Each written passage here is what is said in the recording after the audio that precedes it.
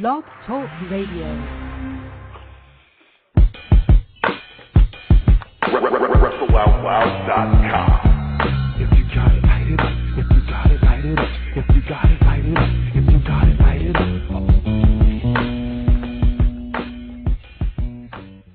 Yo! A little scary there for a second, man. I didn't think Blog Talk was going to let us on. I thought we'd have a little technical difficulties on this show.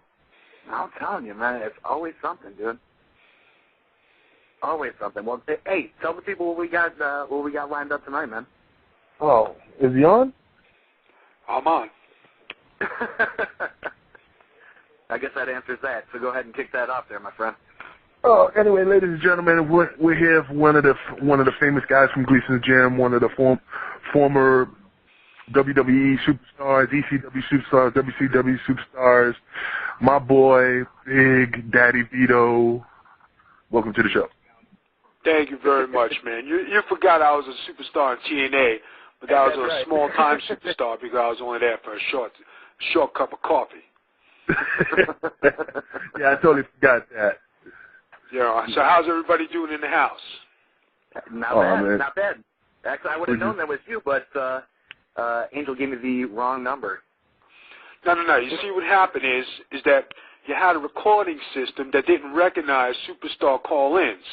So you got to fix that glitch. So this way, next time when you have guests on the show, they know to press number 1, 2, or 3, not just hold on for the next available teller. You know what I mean? Like we're a bank system. It's stupid Blog Talk Radio. I'm going to have words with them tomorrow. I'm sure you'll work out those technical difficulties and that glitch. So this way, we don't have people from Tampa calling in long distance, especially when we're paying on my dime, just so we can call in on this hip-hop radio show and talk wrestling and other scenarios like MMA, boxing, and all that other good stuff, and talk to my good friend Angel because, Angel lets me call collect, so I know he's for real.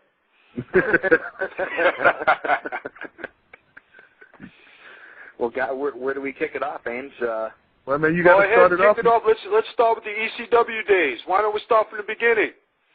Oh, I know Angel doesn't want to start from the early days of ECW because, if people really want to get the lowdown, Angel hated my guts back in the day. Oh, yeah, I hated his guts. Until Angel saw the one day when I was wrestling in the WWF, so that gives me 5 major organizations. That's the original WWF. When he saw the big boss man kick the hell out of me one day, he said, "That man is not invincible. He can be beat." And that's when Angel came back to wrestling. That's a true story, people. That's a true story. That's an absolute shoot. But then when once that happened and we went on a road trip and, Angel got to see the other side of Vito, and I invited him to my house, and we got to have some dinner, and he said, "Man, he's one of the regular guys," but I always took wrestling serious, and I took it, from the heart, and I always trained hard and never, I never played around when I was in the ring, and once Angel understood that and he saw the other side of Vito, that's when we became best buddies. Oh, yeah, I agree. But to this day, people still see Vito in the ring and they go, "Oh, brother, my back hurts. My back hurts. Feel good. I got asthma. I can't wrestle today. Listen, can you call?" My mother called in. She said I can't wrestle with my new pants on. Something. When Vito walks into the gym, he makes people shake, huh? Yeah, well, you guys, you even trained together, so, you can almost go back to the beginning with both you guys as far as, your guys' story and how it's almost intertwined. Yeah, pretty much. Angel came in after I started, but, when Angel came in, he was, he was a young guy trying to do the wrestling business, and I was already there. I think I was there a couple of years already. So Angel missed the times when I used to get the hell beat out of me, and I learned my craft, and I was, I was up and coming, and I was doing WWF TVs, and, it was kind of tough back then because, I was training to become, the next, I guess I always wanted to be a WWE superstar, and I always wanted to prove I was better than everybody else, and I had an attitude, and I was cocky, but I can always back it up, and when guys used to come in the ring, they never used to wrestle with me because, I never used to give anybody a break. I was just, I'd go 50 minutes, an hour, 2 hours. I would never stop, and guys didn't understand why I was like that, But well, probably you're talking about 19 years later, and you see the end result of hard work pays off. Absolutely.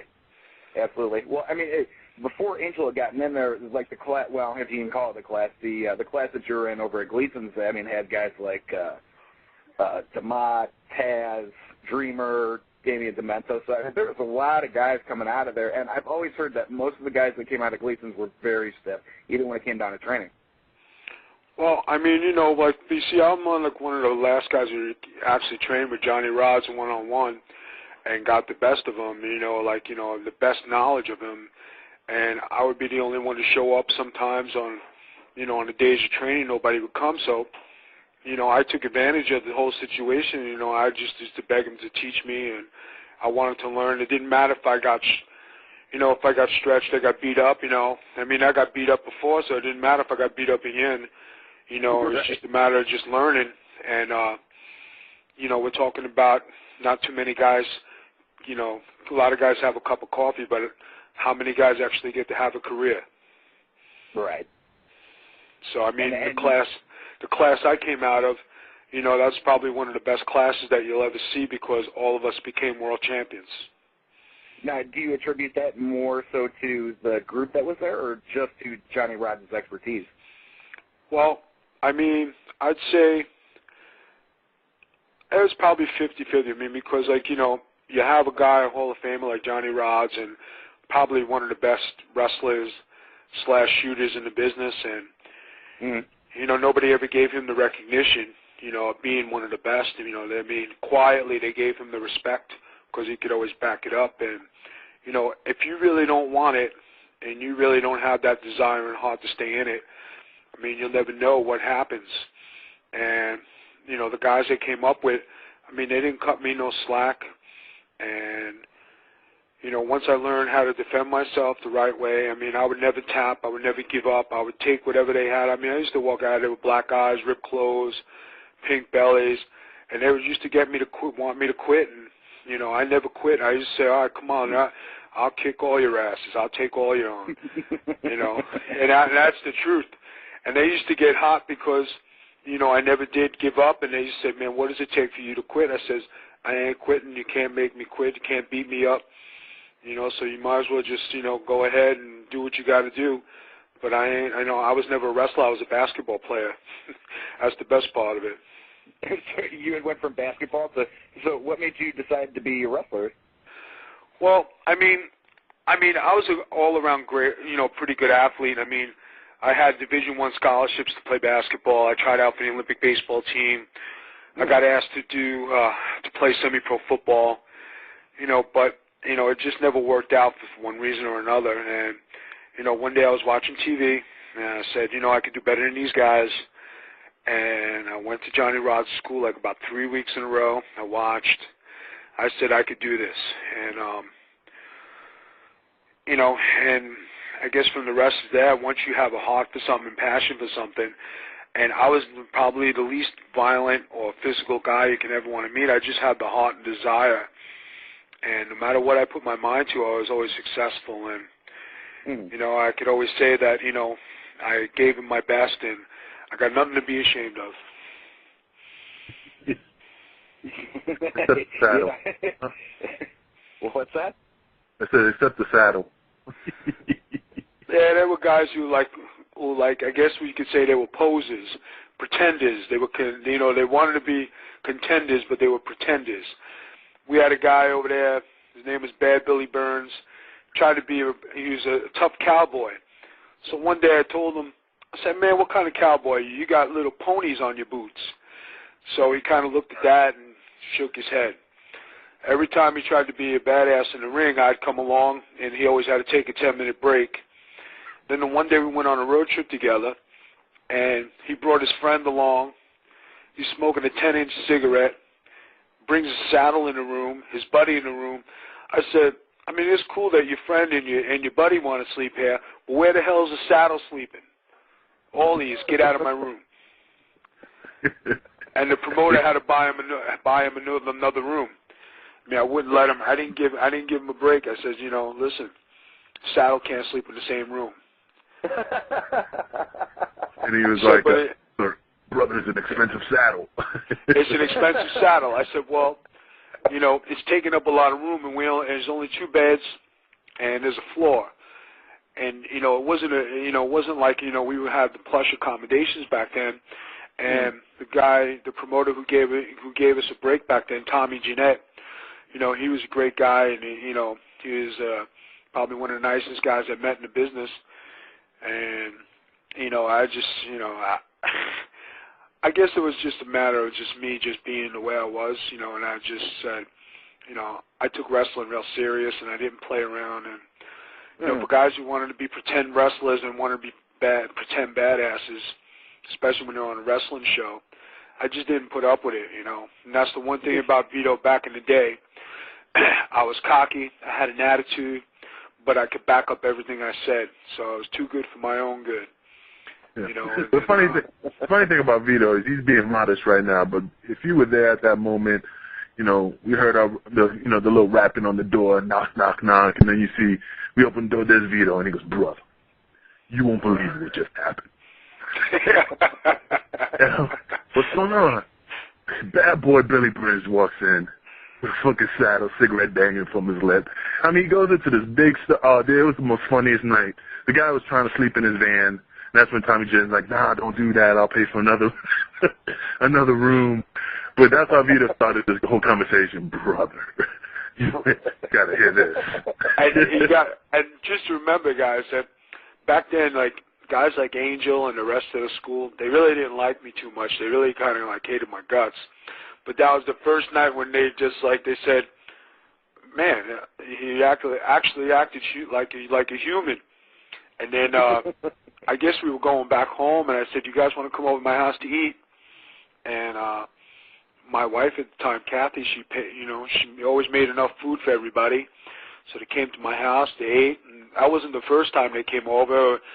You know, it was never the last, you know, and any time I ever had anything at the house, all the guys were always invited. So, I mean, there's always, the old times are always the good times. You always laugh about those times, you know. And yeah, I mean, he's why right. do you think you had such a bad, like, stigma between, you know, everybody that was over at the gym? Well, the thing is, not to Vito, but the thing is, when I first started, you know, you watch wrestling, you know, you watch it as a fan. You don't take it as seriously. So when I got in there, I didn't take it seriously. I thought, you know, at that time, those were like the Doinks and, Phantasmos, you know, all these different type of characters. So, you know, kind of glorified the cartoon aspect of it. So, you know, I took it as a joke. So when I got into the school, that's when Vito beat the piss out of me. I mean, I'm 17 years old at the time. You know, I get in there thinking, oh, you know, I pretend to be a wrestler, and Vito's like, brother, you know, he didn't say nothing, but he schooled me, beat me up. I woke up with some mat burns on my face, and I was like, man, fuck this, I quit. Went home, and he's right. It's a true story, man. I was home. This is like 2-3 years later. I'm watching TV. Had the chips on the bed, the whole 9 yards. Yeah. And there's Vito, man, doing the Nazi gimmick in the ring, and I'm like, son of a bitch. I'm going back. He got me. That's the reason I got back. Wow. You know, if it wasn't for the big boss man that night, Angel wouldn't be Angel today. That's hysterical. Yeah, but you know what? You know, that was when back then, you know, when I did the WWF TVs and I was a guy, I mean, I was lucky because them guys respected me and they respected where I came from, and I had the proper training, and they knew who my guy was, and I always acted accordingly and proper. Back then, they didn't let guys in the dressing room, and they didn't let guys, you know, get anything on TV. And I mean, I wrestled Bret Hart for the title 4 times. I wrestled the Big Boss Man. I wrestled the Legion of Doom. You know, when nobody wanted to wrestle, and they said, Vito, will you wrestle the Legion of Doom? I said, yeah, hell yeah. My first match was against the Rockers, you know, Shawn Michaels and Marty Jannetty. You know, and I mean, I can go on, and like, you know, I just, you know, developed a reputation. You know, this kid's okay, and, you know, they accepted me. Kurt Hennig, the Nasty Boys, I mean, they took me in. Hey, Baldie, what do you think about this? I think it's great, man. And they just liked me, and like, you know, like I said, they used to make all the new guys dress in the hallway. I was the only enhancement talent that was allowed in the dressing room. And back then, when I did the Manhattan Centers, I'm doing, 6-minute matches on TV, and that's a lot to be said for a guy only 2 years in the business. When you look at it now and you have 6 minutes on TV, you're like, oh my God. Back then I was doing it, and I was like, and I was getting some stuff in against against some of the top guys. I mean, I must have wrestled Tatanka 3 or 4 times during his undefeated streak. I wrestled the Undertaker, when he was bagging guys. Mm-hmm. I was there tonight, and Razor Ramon broke in. 1, 2, 3 Kid got his big debut against Doink the Clown. I mean, I broke in there when... But the whole reason you were accepted so well is just down to work ethic, like your work ethic and how strong it was. Exactly, the work ethic, and, I was always prideful. I always had that heart and desire. I was never the biggest guy. I never had the best body, that was for sure. But I always had that, I ain't never giving up. I got, you couldn't blow me up. You couldn't do anything to me that, make me quit. And I just had that toughness and that mentality, and that's why I lasted. I'm wrestling 19 years now, and, I made it to every major organization. I've wrestled in Japan. I've wrestled all around the world, and not too many guys can say they've had a career like that. And, I'm not bragging. I'm not boasting, but, the one thing I always wanted in wrestling, it wasn't to be a millionaire, it was to have the respect of my peers, and, I achieved that part of it. Oh, and you've been doing some major things over in Europe as of late, too. Yeah, I mean, I was doing really good in Europe, and everything was going great, and then the world recession hit, and I wound up having to come home early. So, you know what I mean? But, I would, when I was going over, I said, Angel, I'm going over to Europe. I probably won't be back for 6 months, and that was the plan. I was going to stay there. I mean, it wasn't the best of conditions. I wrestled 6 nights a week. I was happy wrestling, training, doing my thing. And then when it came to an all of a sudden end, because the gentleman, Brian Dixon, who was nice enough to hire me, he lost some of his work, and I couldn't base out of England. But I was going from England to Germany to Ireland to France to Scotland, and I was going, doing a round robin. But once he lost his work in England, I didn't have nowhere to base out of, and I didn't know where to live. So I was like, okay, I'll just go home. So here I sit in Tampa. And so far, one of the, 3 guys. Go ahead. I'm sorry. The new wrestling that was going on over there, which was, popping huge with Orlando Jordan. Warrior made his return. You were working there. I think Rob Van Dam had been there, and a lot of big names. Right. Is that something that you think is going to kick off again? Well, it's just because of the recession. Like when we were doing it last summer, we were doing great. We were doing 8,000, 10,000, 15,000. And, we were doing wonderful. It was like, a dream come true. It was like, they said we're going to get contracts, we're going to do well, and nobody have to worry. But, the recession kicked in, and we just finished the tour, before I came back. And then, I said, well, when's the next tour, fellas? They said September. And, the promoters are used to, their thing is they want to do 10,000-seat arenas, and, it's a great organization. They treat me well. I'm one of the top guys there. I'm well respected, and it's just a matter of, being happy, doing 3,000 people and 3,500 people, and, not even TNA's drawing that kind of people. And we don't even have a TV. So, it's just a matter of, what the owners want to do in the business. And their next tour is supposed to be September. Rampage kicked off. They did that big tour, but their next tour is in November. So, that tells you world recession. I was doing well in Ireland. I was booked every month in Ireland.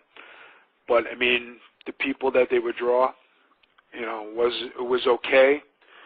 And they had a good, good following. But, their attendance dropped. Brian Dixon's attendance dropped a little bit. It's just like, everybody's just looking to feed themselves, feed their families right now, and they're not worried about wrestling. So, it's understandable. Come back to the States, and, 3 people canceled shows already. And, how are you supposed to make a living like that? So it's now time to, regroup and, do something that's beneficial so you can keep yourself going. So at this point, you know, with things like that going on, which is surprising because I think for a lot of people they just thought the problem was here and not so much worldwide. But I mean, especially after hearing something like that, you realize, you know, why this is affecting a lot of people. But I mean, if that's the case, where do you go? You know, where do you go from here?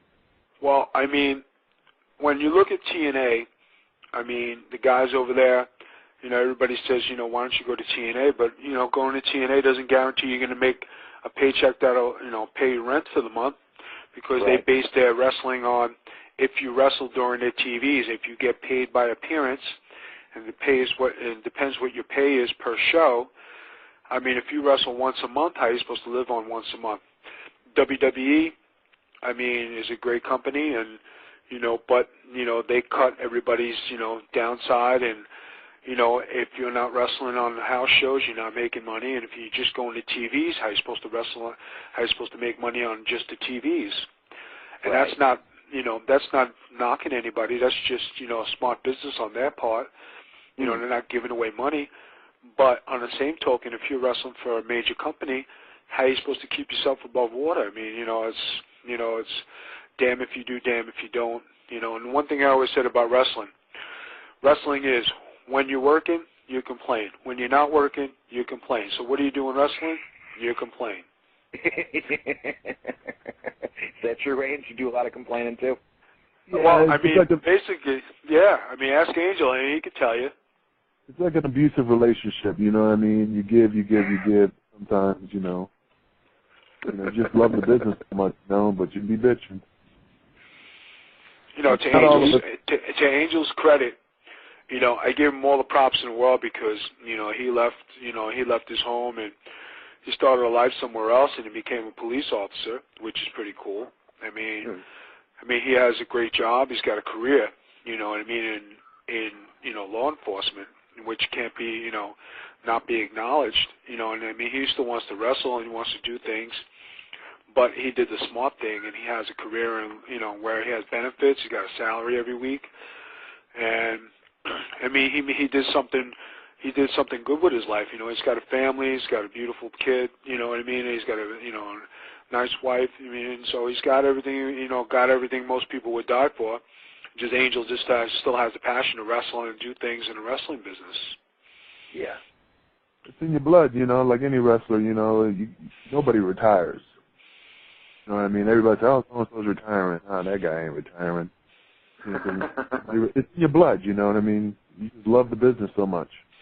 Well, that was like Champagne when we had him on a few weeks back and had said the same thing. Well, you know, I retired and I'm not doing anything. And even Angel commented, how quick do you think he's going to be back? A month, 2 months? You know, like, you know, a lot of guys, you know, say, like, I'll give you an example. A lot of guys in the business say, oh, I'm busy. But you're busy because you're wrestling for $50 a night. Right. Wrestling for $50 a night doesn't make you busy. It makes you cheap labor. And when you're going out and you're doing stuff like that and you've never been to the big show, you've never been nowhere, and they say, yeah, I got all this work. You got all this work because, you know, if Big Vito wanted to wrestle for $50 a night, I bet you I'd be booked 5 nights a week. They'd be flying me out everywhere, and they'd be happy to pay me that $50. Right.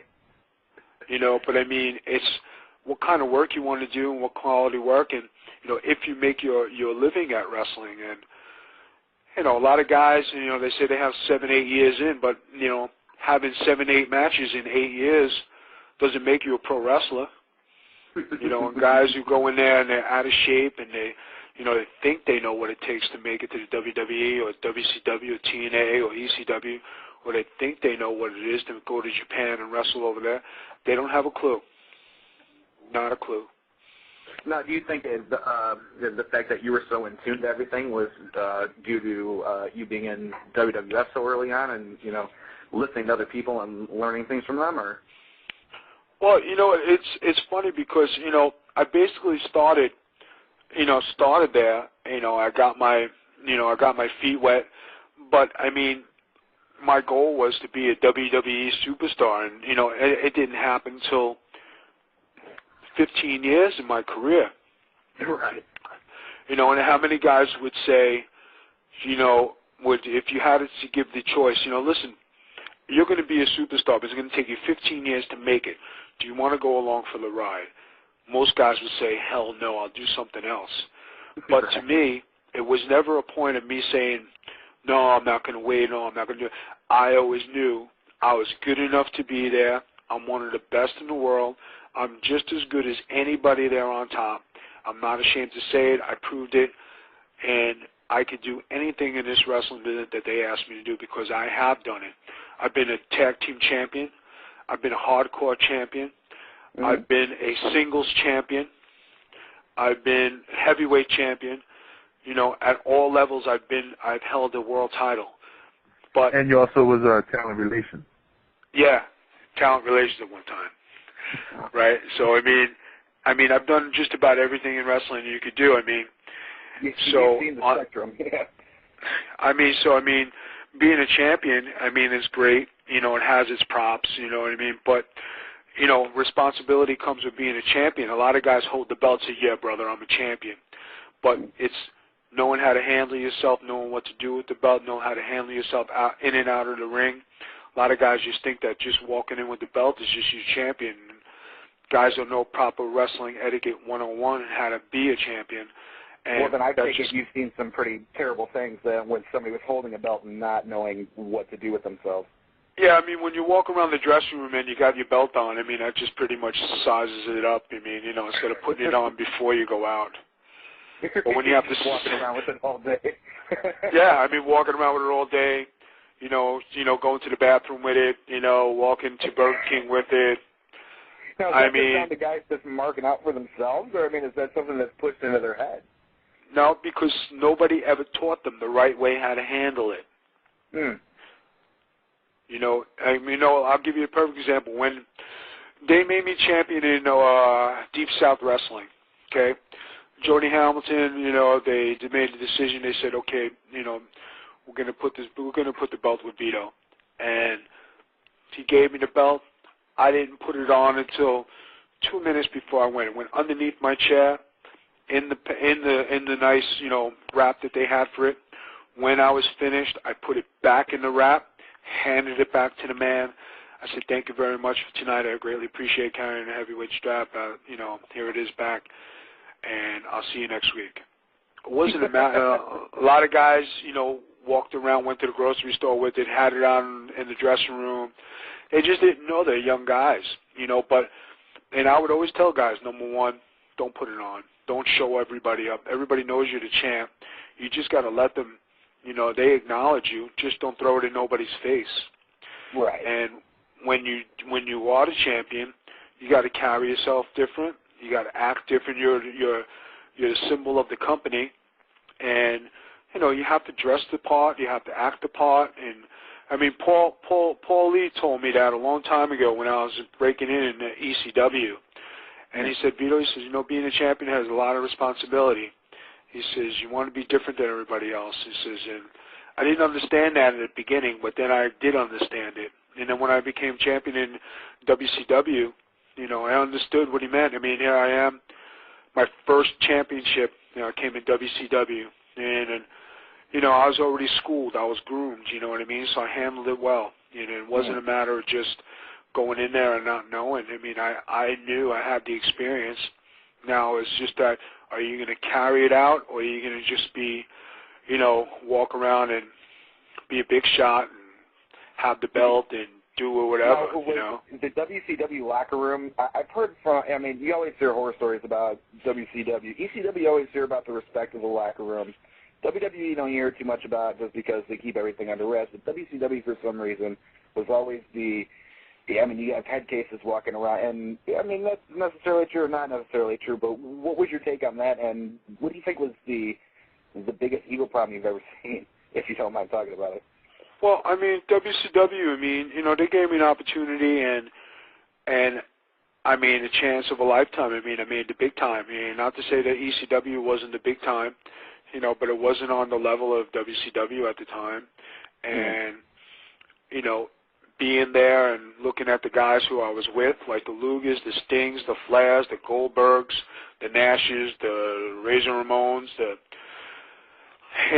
Kurt Hennings, everybody. I mean, you know, you're talking about guys who made millions of dollars, and you know, guys who, you know, they've been there, they've been wrestling. Kurt Hennig was a guy who probably loved wrestling more than anybody, and he had the respect for it. I mean, he grew up in wrestling. His dad was a wrestler. You know, guys who were just there for the money, you knew who they were. You know, they were just there, and they, you know, they played a politic game. But, you know, all in all, it was a good experience because if you wanted to learn things, there were more than enough people to teach you. And I took it upon myself to learn from them guys. And, you know, I mean, what was the demise of WCW is there too many cooks in the stew. So, I mean, everybody's trying to run things. Everybody had a better idea how to do things. And if they just left the guy alone and let one guy just do his job and give him a year, because you don't see results in 3 months, you don't really see results in a month. You know, it takes time to run a business. It takes time to, you know, do a turnaround. Everybody wants to see these instant results. And in WCW at the time, everybody was making a major dollar. I mean, there are there were no 100 ads, there were only millionaires, you know what I mean? Yeah, absolutely. And that was always one of the things that's been said about WCW, but yeah, I mean, even Kevin Nash had said as of late, he's like, look, he goes, when you look at a conglomerate like, you know, Turner's, I mean, his whole corporation, that was a drop in the bucket as compared to what else they were doing. But you guys were the top-rated thing they had going on, even above. I mean, you tripled Braves telecast? Yeah, I mean they had the Monday Night Nitro, they had Thunder, they had TBS on Saturdays. I mean, they had house shows. I mean, I was on the road 5 days a week. I told them back then, I said, put me on everything. I'll go out every day. He says, you want to work every day, every single day. And at that time, I had Johnny with me, and we worked every house show, everything of everything they had. And I was more than happy to do it, and that was the best experience.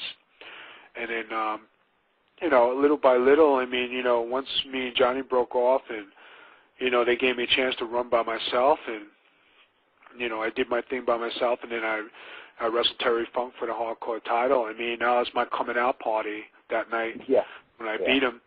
And, you know, at that night at the bar, and they, you know, Mean Gene, he says, I'd like to have a toast for Vito. Tonight's his coming out party, and congratulations.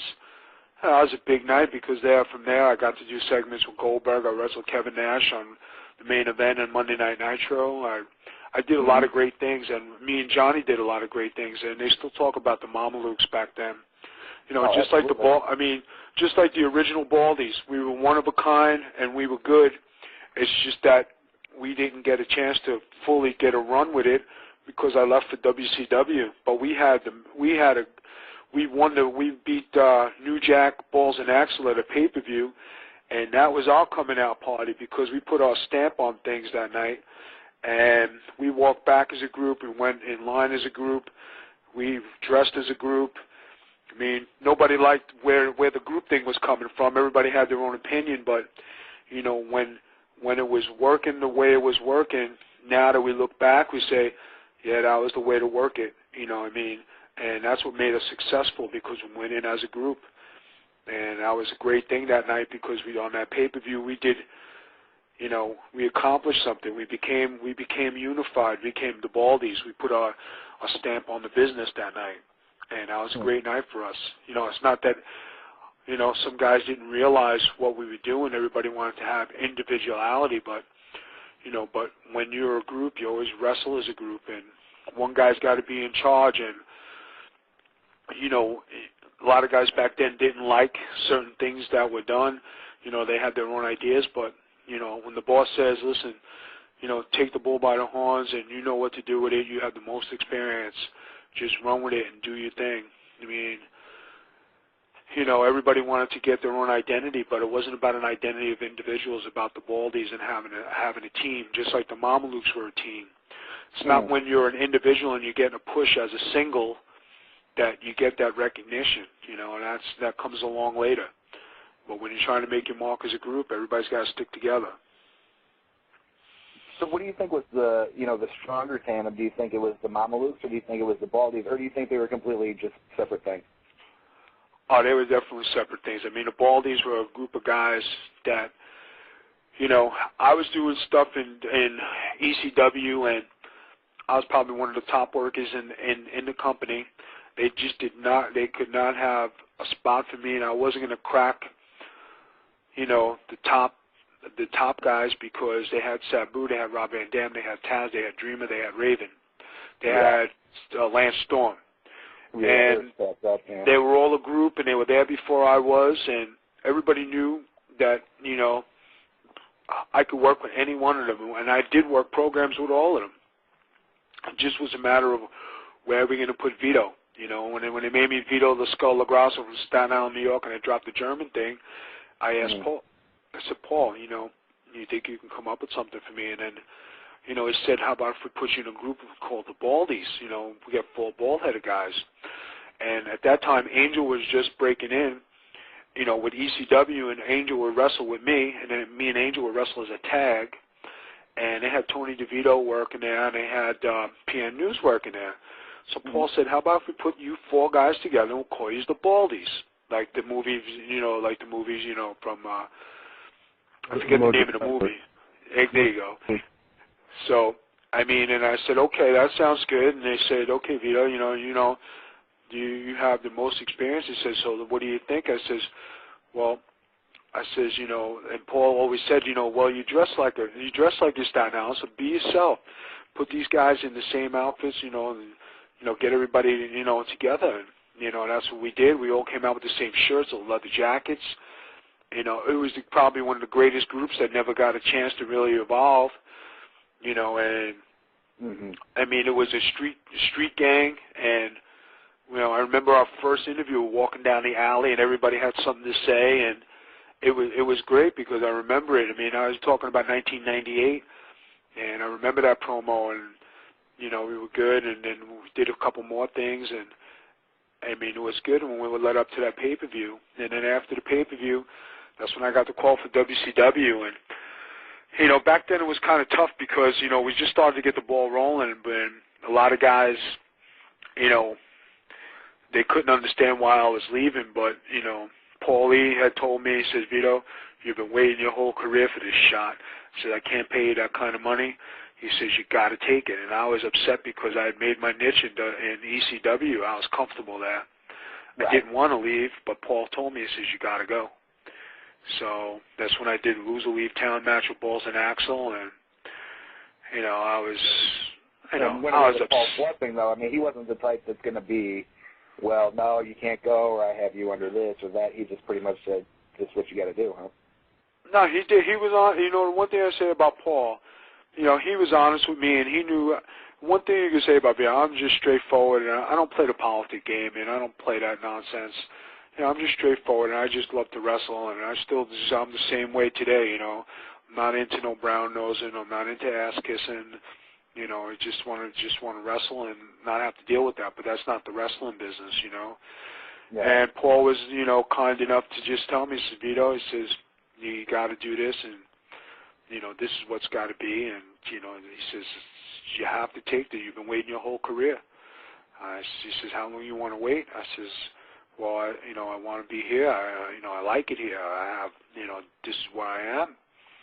You know, he says, you got to move on. He says, you got to go. I can't do, you know, what you want. And, you know, I could offer you a contract, but it's not going to be anything close to what you're going to make at WCW. Mm-hmm. So, I mean, and, you know, and Paul was nice enough to give me that advice, and I never forget that. And if it wasn't for ECW, I wouldn't have made it, you know, where I made it in wrestling, because, you know, when I came into the ECW, I had a reputation of being hard, you know, and a lot of guys didn't like me because I was just one way, and, you know, I didn't know how to be humble, and I was cocky, and I was arrogant, but every one of those guys knew I could back up what I said, and, you know, it's just a matter of just changing your attitude back then. And, you know, is that just something that comes with time? Because, I mean, you even read, now that Taz has, you know, stepped away and is able to actually speak his mind, he says pretty much almost the same thing as where, you know, I wish I would have been more humble and this and that. Was that, I mean, something that was a product of Gleason's gym, or was it a product of ECW? No, I mean, everybody's an individual. Everybody chooses what they want to do. I mean, Taz had made, you know, Taz, you know, went with Dreamer. I mean, they were best buddies, and they went together everywhere. They went to Zavaldi's, they went to, you know, they went to different places, but they played the politic game, you know, and Taz, you know, was the human suplex machine, and, you know, he wanted to make his name. I mean, Taz made a lot of his ability, you know, I mean, he wasn't the biggest guy in the house, you know, he's a good technical wrestler, and he could do a lot of things, and, you know, if you remember, he didn't used to speak back then. He never did a promo, never did nothing, and you know, he wound up being one of the greatest announcers that in the wrestling business. But, you know, back then it was just, you know, I'm going to be just as good as the Stein is, and I'm going to be just as good as everybody else. And, you know, that was Taz. I mean, that was his mindset back then. He had to make it on what he had. When he got the call for WWE, I mean, they promised him Steve Austin, Kurt Angle, The Undertaker, and everything else. And, you know, once he stood in the ring with those guys and they saw the size difference, that's what was the real making of that, you know what I mean? And, you know, Taz, he never had that bodybuilder body. He was, you know, he was just, you know, in the singlet, he looked great. I mean, you know, he was a brick shithouse is what he was, yeah. But he wasn't. I mean, he was, I mean, yeah, I mean, he's strong. I mean, he could do a lot of things. His suplexes were great. I mean, if it wasn't for me, he would never learn how to throw his suplex the right way, you know, because Johnny always used to tell him, he says, you're going to kill somebody in there. What are you going to do? You know, you got to learn how to do it the right way. And if you ask Taz, he'll tell you the same thing. If it wasn't Vito taking those suplexes on his head, I would never learn how to throw a suplex the right way. He had to learn the hard way, but you were pretty much taking the brunt of all that. Well, I did take the brunt of it, and I never said boo. You know what I mean? You know, Johnny would just look and just say, you know, you have to learn how to throw a suplex the right way. You know, or else guys are, you know.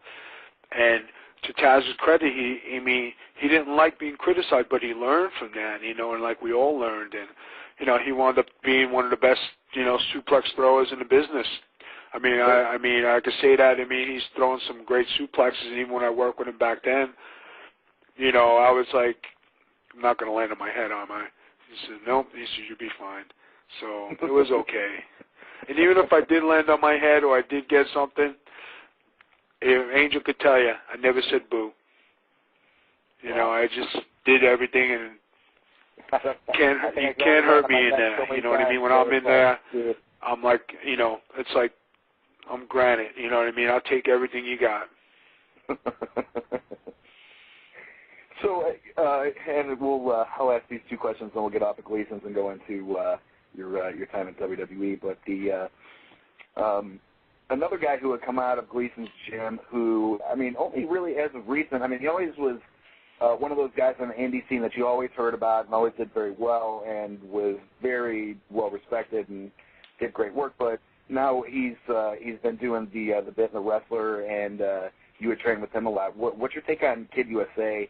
And why do you think that he never really got that? But besides that, what's your take on his work that he did in The Wrestler? Well, I mean, back then, you know, his big thing was he went on one tour, and his face was on a poster about 9 feet tall. So once he got that post, they put it up in his bedroom, and you know, it was on from there. That was back then.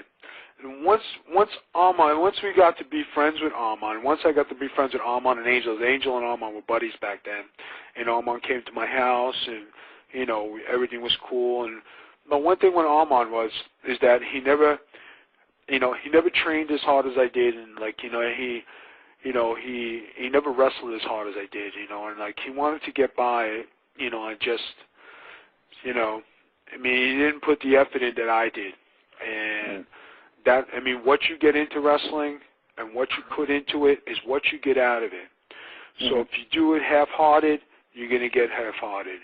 And to just say it in the best way possible, I mean, he wanted to go and be, you know, at the top, you know, but he didn't want to train and, you know, and give it 150%.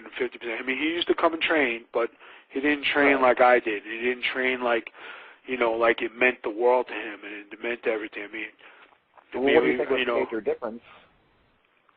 You got to have heart. If you don't have the heart to take a beat and you don't have the heart to take it, that's what it goes for every wrestler today. If you don't have heart and desire, and you don't have it inside you, then you're never going to make it. And if you can have all the ability, well, you can have the body, you can have the look, you can have every technical move down pat, but if you don't have heart and desire, you ain't never going to make it. So is that the one thing that you would tell, like, the up-and-comer right now? It is what it is. Either you have it or you don't. One thing I would tell the up-and-comer today is finish college, so you have a college education, you got a piece of paper so it says you can go get a job afterwards. And then if you're going to do wrestling, make sure you give it 150 to 200%, because if you don't give it that much and you don't make it your life, you're never going to make it, and very few people get to be the select few who are the Ric Flairs, the Hogans, the Batistas, the Cenas. I mean, there's only like a handful. Those guys are special in life. But in the same token, how many guys get to say they've had a career? Right. How many guys get to say they've actually been in the ring with the best? They've been on pay-per-view. They've been in video games. They've been a world champion. They've wrestled to every place you could possibly wrestle in your era. They've wrestled the best. They've wrestled the greatest of all time. Not too many guys can say that. That's very true. So it just comes with what you want out of it, and what you want to get. You're only going to get, you're going to get what you put into it. I'll give you a perfect example. I went to Japan, All Japan, in 1998, and I went there, and I was gonna, I was buried in Puerto Rico, and I couldn't get into the WWF, and I was like, I just want a break. So I went to Japan, and I did the All Japan Battle Royal. And in that Battle Royal, there was a guy in green trunks. He kept laughing at me the whole time. And I said, I'm going to kick the hell out of you, man. Keep laughing at me and see what happens. And the Japanese Battle Royal, it's your best pinning move. It's not throwing the guy over the top rope. So I go in the middle towards the end. And I said, all right, that's it, man. Come on, let's go. So Mr. Baba pushes this guy in the green trunks towards me. I jumped on him like there was nobody's business, pinned him. The place went crazy. I went to the back. They said, Vito, you had a hell of a night. I said, why is that? They said, well, you're in the main event with Steve Williams and Gary Albright in a six-man tag. I said, then you go pin our Triple Crown winner who hasn't been pinned in 5 years. Way to go. The guy I pinned was Misawa. I didn't even know it. And he was ranked number 1 that year and many years after that. But I didn't really care who he was or what he looked like or he just kept laughing at me.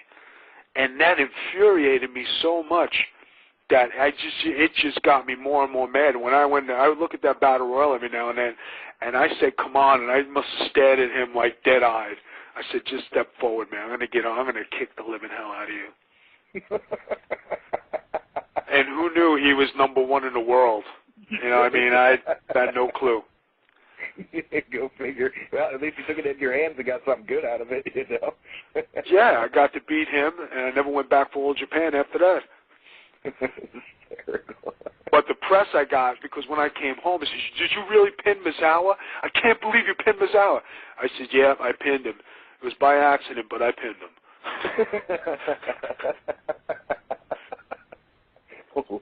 So that just goes to show you, it don't matter who I'm in the ring with, I really don't care.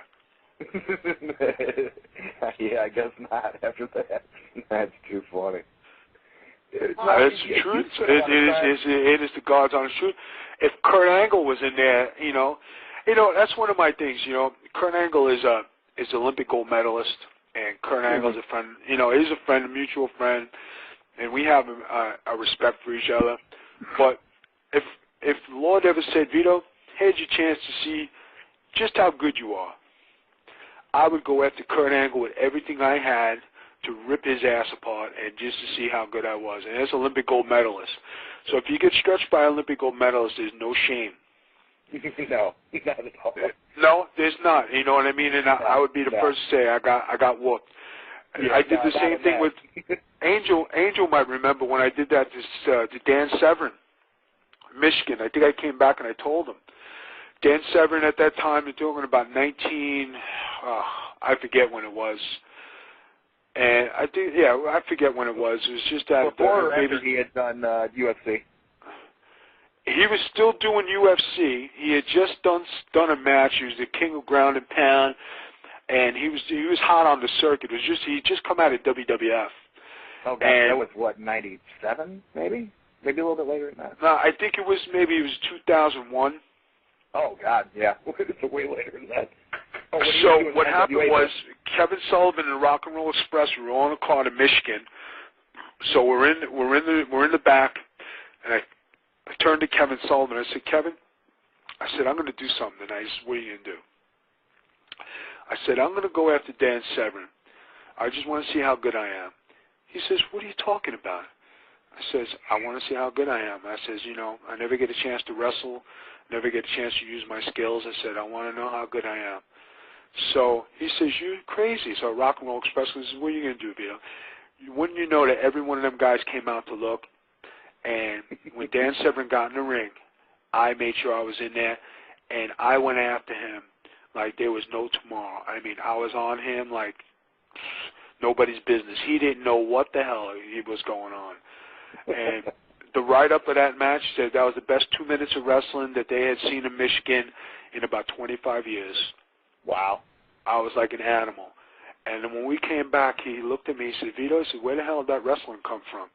I said, I always had it in me. I just never get a chance to use it. He said, did you like it? He says, yeah, that's why I don't wrestle guys like you. I just wrestle 300-pounders. Terrible. Not looking to scrap anytime soon. Yeah, so, I mean, and once I did that, I mean, that takes a lot of guts to just go in there and shoot on somebody. And I was like, I'm going to do this. So, I mean, like, Kurt Angle, he's probably the best wrestler of our time. He's an Olympic gold medalist. Yeah. If I got a chance to wrestle Kurt Angle, I would say, you know what? I want to see how good I am. So I'd probably do the same thing, and he would probably look at me like, come on, Vito, don't give me a hard time. And I'd say, I'm sorry, but I got to do this. It's just pride. Has that crossed your mind that, because Kurt Angle's been talking about for so long, possibly doing some, maybe some jiu-jitsu or some grappling type stuff, or even going into mixed martial arts in general? It's a totally different world, and it's a different ball game. Mm-hmm. And Kurt Angle, as great as he is as a wrestler, if it was just a wrestling match, I mean, you'd put him in there with anybody. But you're talking about strikes, you're talking about fighting off your back, you're talking about punching at the same time. It's not just wrestling no more. It's a fight with wrestling and all the trimmings. And right. I did one MMA match, and I'll never do it again. It was something I did, and I just said I want to know, and I did it on a low level. Mm-hmm. And after the second round, I was like, what the hell am I doing here? I said, you dumb son of a bitch, you got yourself in a mess, and you better get out of it. So, I mean, I was lucky enough to win. I wrote in an article. I said I walked out with a couple black eyes, I had bruised ribs, which I did, and I would never do it again. I was lucky. So do you think that, and Angle's been talking about it, a lot of wrestlers have been talking about it. I mean, even, you see Shaquille O'Neal's getting ready to go into it. I mean, do you think these guys know really what they're getting themselves into when they go through, or is it one of those where you watch fights and it's kind of like, well, I think I could do that? Now, I have to tell you, it's, when guys say they could do it, they have no idea. Guys, want to sit on the couch and they say, well, yeah, man, I'm tough, I could do it. They have no idea the training and what you got to put into it just to do one fight, let alone make a career of it. And it's no joke. It's something you really got to know your craft and you got to know your stuff. If you don't know your stuff and you don't know what you're doing in there, you're going to get hurt. A lot of guys, you see some football players, you've seen great Ray Mercer. He's the best guy to throw hands. He's an Olympic gold medalist. He's not a wrestler. Mike Tyson went in there. He's a great fighter. He's not a wrestler. Once they get you down on the mat, if you can't get up, you're done. You're right. And a lot of guys... You almost have to be skilled at every facet of the sport in order to even survive. I mean, Angel could tell you from the training we used to do back in Gleason's, all we used to do was mat wrestling. That was the one thing guys hated, because if you couldn't get up, you couldn't wrestle. and you couldn't throw a clothesline, you couldn't do any high spots, you couldn't do this, you couldn't do that. And I used to keep guys on the mat and wrestle them to death. And, you know, being I was bigger back then, you know, and having all that weight on top, you made it even harder. You know, so I mean, you're talking like, you know, you got to be in phenomenal shape. You got to run every day. You got, you know, it's just a whole different beast. And one thing I would tell you is, you know, once you get the nasty out of you and you don't have that killer instinct anymore in you, you can't turn it on and off. It's not like, you know, you got to eat, sleep, breathe nasty. And you can't shake a guy's hand when you go in there and, you know, pat him. No, it's you. I'm going to rip your face off. I'm going to kick the hell out of you and your family. And I don't care who's there. If your mother's there, I'm slapping her too. And you really got to go through it. It's crazy. Is that something you want to get into there, Angel? The what? Is that something you want to get into? Well, getting slapping somebody's mother? Well, I'm sure you'd smack somebody's mother. You're always watching that UFC stuff like, come on, I can do that. Well, you know, the funny thing about Gleason's is that I missed out on the good times. You know, like during the Taz and Mondo days, Johnny used to do things in the ring with them, like, you know, make them run the ropes and throw this, like, 100-pound punching bag at them, and they had to catch it and take a bump. You know, when I came back, you know, Johnny was older at the time. So he, you know, I mean, I'm not, it's just he was not doing it the way, you know, he used to do it. You know, he was getting older and, you know, he was just guiding us from outside and once in a while he got in the ring. But during those times, you know, when Vito was there, you know, in that era, it was, you know, hardcore. They really got down and dirty when they got in the ring. I wish I got some of that. So do you think between the time that you had started and then when Angel got there, it was more like a shoot setting and then it kind of switched over? Yeah, it was just a different training regimen, you know, it's not a point of being a shoot, it was just a different regimen. And I trained the same way. Even when I got to ECW, you know, I was happy that I was doing the workouts and I was doing what I was doing back then. And when Taz left, and the Dudleys left, and that was where the regime started, and that's where they had the dojo, and those are the guys who really enforced it. I was one of the only guys to still work out at the end. You know, one of the only guys to get in the ring and work out. Angel could tell you that. You know, I'll go in there and work out and ask anybody that wanted to work out. A lot of guys didn't want to work out no more. A lot of guys didn't want to do it. But, you know, towards the end there, it was just like, you know, once the Dudleys and Taz left, you know, that's when it just like came, you know, those guys instilled that, and those guys made the dojo and made it you had to do Japan style, made it that you had to work out. And that's where you earned your stripes when those matches. And when you wrestled, they asked you to wrestle, you went in there and you wrestled your heart out. I mean, you know, and you did what you had to do. And Angel came and he did that when he first started doing it at ECW, and then, you know, Angel would wrestle, you know, he would wrestle against me. And, you know, back then Angel was working, you know, he was doing the ring crew and he was earning his stripes because Angel never been nowhere. Angel would wrestle with me. And I'd say, Angel, you've got to go, man. You really got to pick up the slack and you can't blow up. You can't do nothing. And I would do everything I could to help him because he was my buddy. You know, but you can only help your buddy so much. You got, you know, and do what you got to do. And, you know, and Angel, they saw Angels having good matches with me, and then they put us in tags together, you know, and, you know, then they started putting Angel as a single, you know, so, I mean, you know, it just goes, you know, guys that help you in the business and guys who, you know, who make you work, and a lot of guys who, you know, even the Rob Van Dams, you know, I remember when they told me I was wrestling Rob for the first time, Paulie asked the Dudleys, he said, you think Vito can go with Rob? He said, Vito? He says, let's hope Rob can hang with Vito. You know, I mean, that's how, you know, that's how it was, you know, because they never put me in there with the top guys. You know, Paul just wanted to know, can he do it? And they want to put me in there with Sabu, and they put me in there with Tad. They put me in there with all the guys. And once they see now that I can hang with all the top guys, it was a no-brainer. It's okay. Let's see. You know, now we don't have a spot for Vito, but we know what he could do. So, I mean, at that point, you know, it was good. And Paul never abused me, you know, and never, like, you know, made me do anything silly or, you know, made me look stupid, you know. Right. I mean, the night, I think, Angel, you were there the night I wrestled with Sid, right? Yeah, when he threw you over the top rope? Yeah. Yeah. Do you remember what happened that night? They needed somebody to wrestle Sid, and they asked 3 guys, will you wrestle Sid tonight? Everybody was afraid of Sid. And they said, you know, and Paul came up to me and said, Vito, we need you to wrestle Sid tonight. And I wasn't wrestling that night. I said, okay. He says, do you know what I want, right? I says, he didn't have to tell me twice because I knew they were building Sid to wrestle with Taz. And the best thing was, he came out, and, you know, Sid was 6'6", he's a monster, you know, and he hit me as hard as he could, and I never flinched. And the best compliment I got in the night was, not only did I get a job that night from Paul, and everybody thought I was like, you know, I got killed, but the best compliment I got was, you know, Vito, he says, you took all his good shots. He said, but imagine if you would have fired back, it would have been one hell of a fight.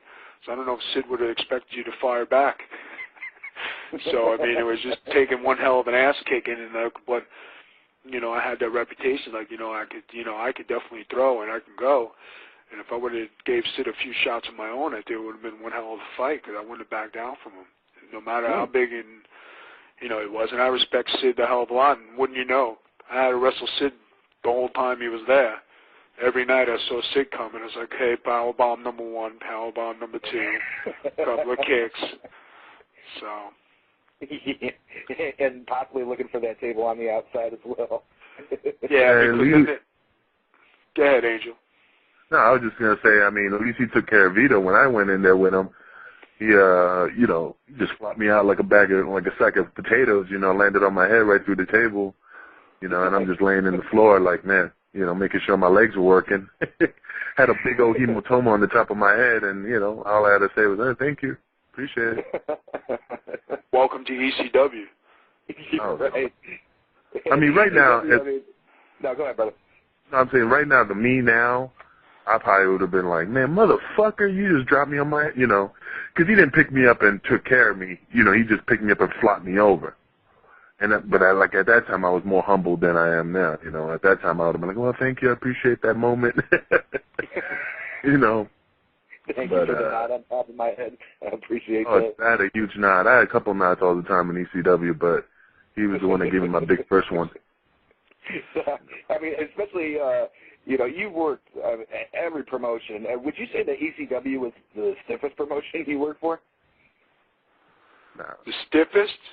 No, yeah, I mean, was it more, I mean, the people, if you watch tapes, and people used to swear back in the day, of course, before the days of the internet really taking over, that it's like, you know, I know all that other stuff, but that's real, and black, because it just looked like you guys just potatoed the shit out of each other, really. I mean, was that the way it was? Right. Now, you got to remember, ECW back then was a family unit, and we were all boys, and we were all in the same locker room.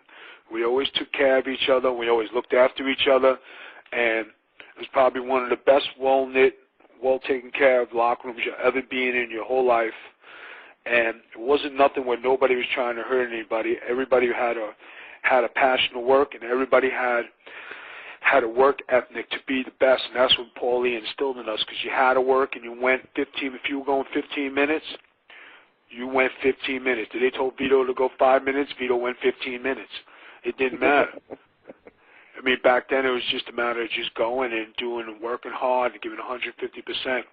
And nobody was looking to hurt nobody. It was just the work ethic of that company was top-notch, second to none.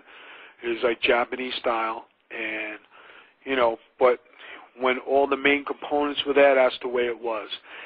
After the main components left and after I left, you know, and things, you know, weren't going as well as they were before, you know, that's when things changed a little bit. You know, Angel was there towards the end, and he could tell you things weren't the same as when he first broke in. Things changed. But, I mean, nobody ever tried to hurt nobody. I mean, everybody talks about, you know, balls and axles chair shots. I will tell you, those are legit chair shots, you know. And the worst thing is you say, please, balls, don't break my head open. please don't crack my head open. Don't break my nose. Don't do this. You know, and you're like, you know, you just have to remind the guys that, you know, these are, live mannequins you're playing with here. You know, I mean, everybody could say, you know, New Jack was this and New Jack was that, but New Jack, you know, he did his gimmick and he didn't look to hurt nobody either. You know, especially in ECW, he worked with everybody. You know, and he is a good performer. You know, and Angel worked more with him than I did, and I could tell you, like, you know, he was, you know, good at what he did, and he always took care of you in the ring, and he never looked to hurt nobody. You know, he just, you know, he was cool with me. I know he was cool with Angel. You know, but it was just a work ethic back then that, you know, is second to none, and you know, that was probably the best days of wrestling. And anybody who wanted to come through there, they had to go through that dojo, and they had to go through the workouts in the ring. And if you didn't go through that and come out successful, you never got a chance on TV. Yeah. And you got to remember, Mark, there's a difference between working snug and working stiff. And, you know, in Gleason's, you know, we work snug. Mm-hmm. And, you know, there's a difference. You know, so we just work snug, you know. And sometimes, you know, to be honest with you, you know, since, like, I know Vito knows me. He knows what I can take. I know what he can take. So sometimes, you know, he could take this. Boom. You know what I mean? It's just a different type of mentality when you're in the ring with your friends and, you know, you just do things, you know, to make a show really look good. Yeah, the problem is that Vito could take everything, so it didn't matter what they were going to throw. I had to take it anyway. Yeah. Oh, this ain't going to One match we had, it was me and Vito. You know, we broke. It's the truth. We gave Lita her first break in ECW when we wrestled. When Vito power drived her at the end of the match. Remember that, Vito? Yeah, I remember. That was the first. Her first. Yeah, sure. Yeah, that was yeah, but first. Nobody knows that. Nobody. And Angel remembers. Paulie asked me to give her first tryout in ECW, and they said, "Vito, work her out."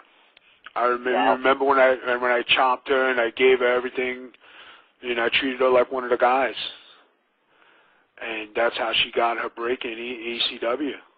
Wow. How did she do with that? I mean, I'm sure if you're in the ring with her, you're not going to take it easy. I mean, by any means. No, but but it wasn't about hitting her. It wasn't about chopping. It was about making her work, right? And making her wrestle. It wasn't about taking liberties on her as a guy against a girl. It was making her work. And a couple of chops I did throw, I mean, they were well placed, didn't hurt nobody. They were, you know, I mean, I'm. Everybody can say, you know, Vito's, you know, he might be snubbed, but I'm safe. You know what I mean? And you know, and like, you know, when I trained with her and I broke her in, you know, she did what she had to do, and she took everything. You know, and then she gave, you know, she got a power driver, and then she took power drivers for the next couple months. You know, and that was her gig until Paul moved her up on a card, and then she went to WWE. Right. You know, but props to her because she took it, she did it, and all good. You know, because she like, passed the test. Yeah, I mean, and you know, you got to give her a million compliments because she made a great career in WWE and she made herself great. You know, sure. You know, and if she didn't want to do it or she was going to cry about it, then that's one thing. But she came in and she wrestled in Mexico and, you know, she did a bunch of stuff in the Carolinas, and it was all good. And then she came in, she did her job, and she wanted it like, you know, more than anybody else. So then that's what you got out of it. You know, if you want it, you do it. If you don't want it, that's why a lot of guys today, they say they're professional wrestlers. And that gets me more irritated than anything, because if you had to train to be a wrestler like we did back in the day, half the guys who are wearing tights today, or three-quarters, wouldn't be wearing wrestling trunks now. And when guys say they're professional wrestling and they've been nowhere, they've done nothing, they live with their mom, and they still, you know, well, I do a show a month, or I do a show every 2 months, and they don't train, and they don't work out, and they're fat slobs, that's what gets me hot. You know, that's the thing, you know, when I got into ECW, and they were like, oh, this is where you start, this is where you pay your dues, you know, this is where it all starts. You know, now all those trips with Tommy Jeanette, all those trips that we've done, and those fair shows and stuff with Johnny, it didn't matter. I haven't paid my dues, and that's why, you know, I had to put the ring together, and, you know, I had to get Taz coffee and, you know, polish Vito's boots. You know, you got to pay your dues. Hold on, wait a minute. I never ever treated you like that. You know that. Yeah, I know. I'm giving him all that. But you know, okay, like we were talking about our friend Armand, right? Armand had an opportunity to come to ECW a few times, but he never took the opportunity because he saw how it was and how, you know, how tough it is, you know. And it was a point where, like, you know, he said, Armand, come on down, you know, come, bring your stuff. You know, me and Angel are there. You know Tommy Dreamer, you know Taz, you're from the school, so just come and, you know, do your thing. But, you know, he didn't want to because he didn't want to do that type of wrestling. He didn't want to exert himself. I give all the credit to, you know, to Devon and Bubba. You know, they were there when, you know, before us, and, you know, I broke in before them, and Devon went there and he made a great career for himself. Bubba did the same thing, you know what I mean? And, you know, they're from guys who is from around our way. And Taz and Dreamer, you know, they'd made good. And a lot of guys, I mean, there's not too many guys from ECW who are still wrestling now from our group. You know, and there's like maybe a few of them. Yeah. But I mean, you know, you just, you know, it's just a different time set, a different mentality back then. A lot of guys today, they think it's like, you know, a joke. They go in and they do 50 million high spots with 50 million moves, and they think, you know, they don't have a clue how to put a match together. They don't have a clue what it is to do, you know, to be a professional.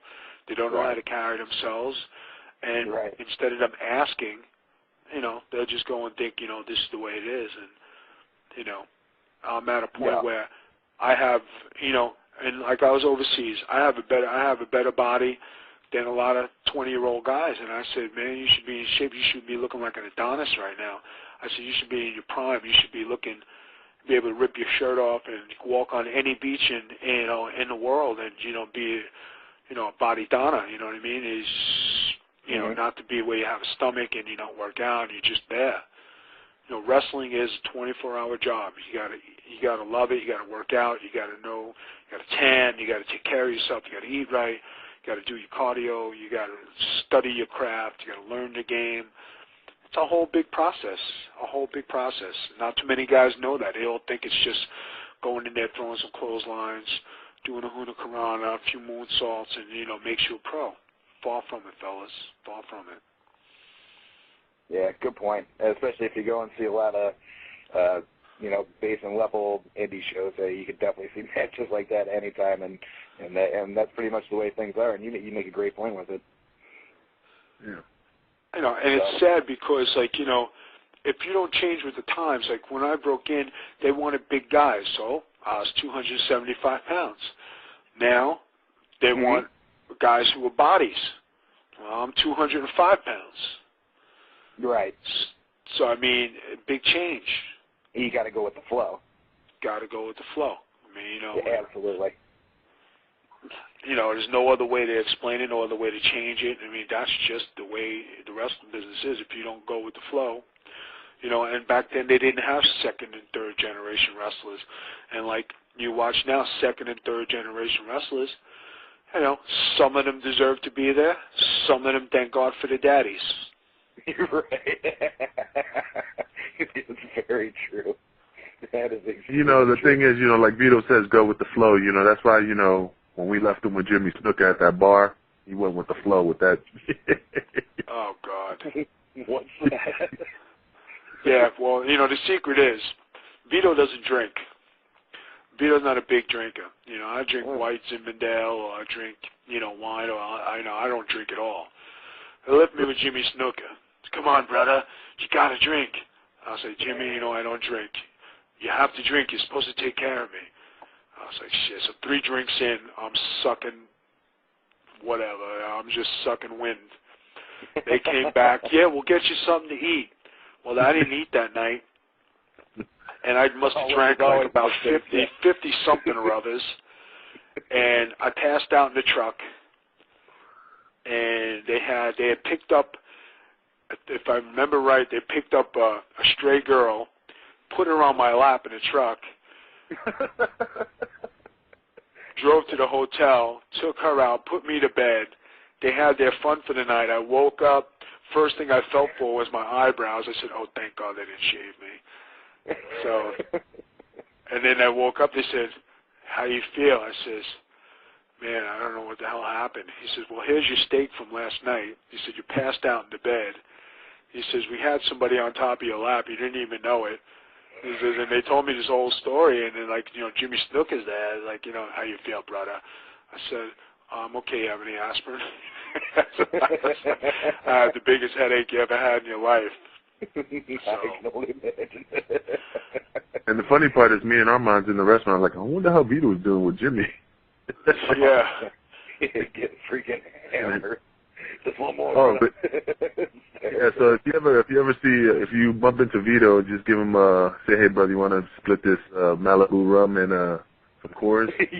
Nah, it's all right. I'll pass, man. Because that's what you guys were drinking, the Malibu rum. Yeah, the Malibu rum and the beers, and I was like, wow. Brutal. Well, man, we didn't even get into WCW and WWE that much. We got 2 minutes left in the program. What do you think about coming back in the next couple of weeks? Oh, that's not a problem. Just give me a call, and I'll be more than happy to. It was great to have, you know, it was an honor to be on your show.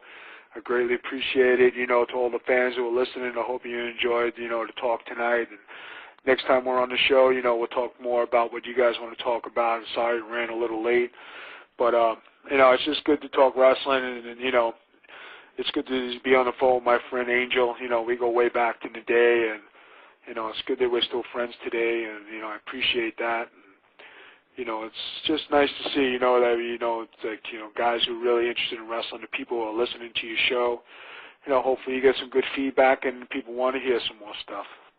Absolutely. Judging from this is a great interview, so if they don't want to hear it, I don't know what the hell they want. Well, that sounds awesome good. To have you on. They probably want Inspirational Wrestler of the Year. Oh, please. You know, Inspirational Wrestler. You know, me and Angel go back and forth like this. How do you become Inspirational Wrestler of the Year if you don't wrestle? And they just give you an award for being in a movie. I don't get it. Oscar winner, baby. Oh, awesome. Thank you so much for coming on the program. Really appreciate it. Thank you very much for having me. I hope you guys, you know, have a great rest of the show. Angel, I'll catch you tomorrow on the phone. And, you know, to all the fans out there, thank you very much. If you want to, you know, get in touch with me, you know, get in touch with me through VitoBookings@yahoo.com. And then if you have me back, I'll give you some more information. But otherwise, everybody have a great night. All right, Vito. I'll holler at you. Thank you so much. All right. Talk to you guys later. Bye-bye. Bye-bye. Big Vito. How awesome was that? I know him, so I can't say it was awesome. Well, it was, and it was funnier than shit, and I can't wait until we do it again. But we have about, we have 90 seconds remaining, so. Well, first of all, we need to keep this, I think we have to extend the show so it can, you know, and hopefully we can be able to cut it when we want to cut it. Anyway, well, hey, you know, since we only got 90 seconds, let's go with the spiel. You know, hopefully next week we'll have another celebrity, another wrestling celebrity on our show. You know, we just got to pick and choose who we want. You know, we're high in demand. Huh? Working on it, working on some good things. Some absolutely, good stuff absolutely. Up in the summertime, yeah, some real good stuff. So make sure you're on the lookout for that. And of course, Kid USA is going to be back soon. And get ready to talk about his future things. Of course, Big Vito just mentioned that he's going to be back, and we got some big names coming up. So I'm looking forward to it, man. And you, like I said, man, you guys out there, you know, you're on the brink of WrestleOutloud.com, meaning that we're growing and we're getting more talent on our shows. So you guys got to stick around because we're just going to get better. Damn straight. And we are what, my friend? We're the voice of the people. And let's kick it with your boy in the jail cell. Yeah, Throw his music on. We got 19 seconds. Here, I'll play the intro to it real quick, and then they'll boot us off. Ready? All right, for sure. We're out of here.